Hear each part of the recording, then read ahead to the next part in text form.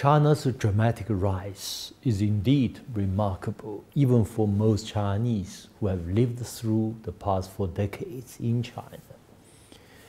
An international comparison could make this point clearer. Compared with other developing countries, China has in fact performed better than all other developing countries combined over the past 4 decades, as over 80% of the world's poverty eradication has taken place in China. Compared with other transitional economies, China has performed perhaps better than all these economies combined. As for instance, China's foreign exchange reserves today alone are larger than the combined GDPs of the Eastern European countries and Russia, given the fact that Russia's economy used to be larger than China's at the time of the Soviet breakup. Compared with the West, China has also performed better than many Western countries.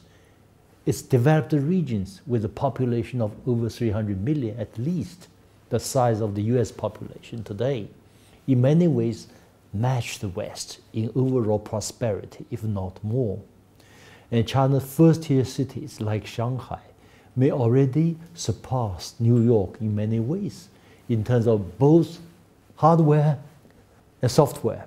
Hardware such as airports, subways, high-speed trains, shopping facilities, and city skylines. And software such as life expectancy, child mortality rate, home ownership, and street safety. China, of course, has its share of problems, some of which are indeed very serious and require earnest solution.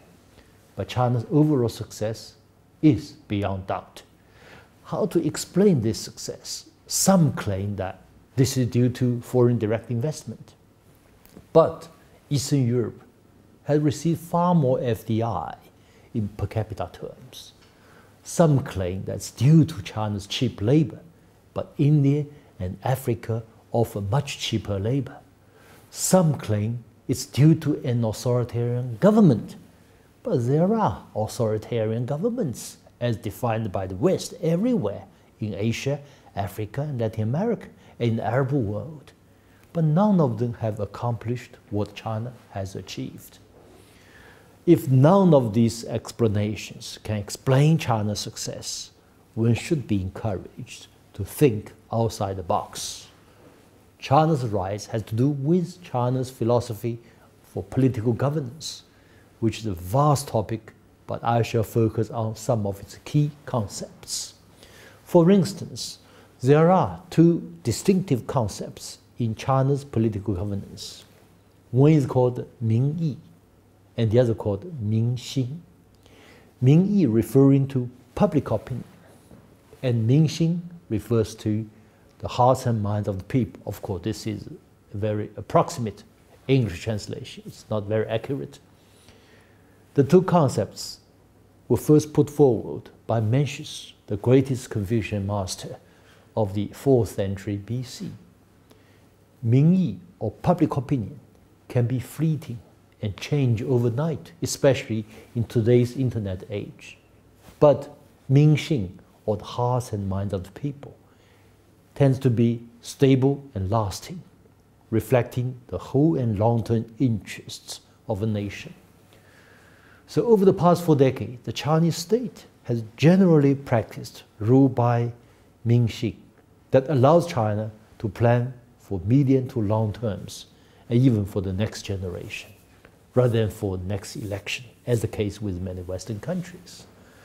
Furthermore, the importance of competent leadership from China's idea and practice of meritocracy, or 选贤任能, which means selecting and appointing the virtuous and the competent. I disagree with Professor Fukuyama on his end of history thesis, but he is right in observing in his book, The Origins of Political Order, that it's safe to say that China invented modern bureaucracy, that is, a permanent administrative cadre selected on the basis of ability rather than kingship or patrimonial connections.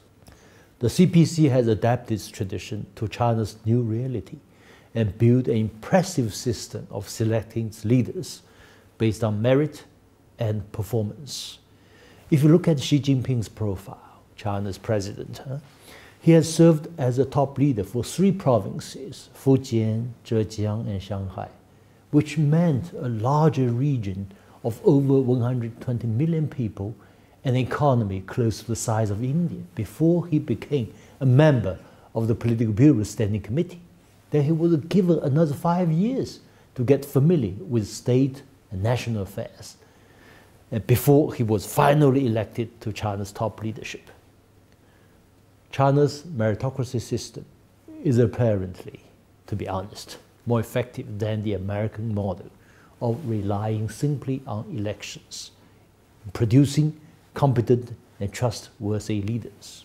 Thirdly, good governance versus bad governance is a much better political paradigm than that of democracy versus autocracy, which is an outdated ideological legacy from the Cold War.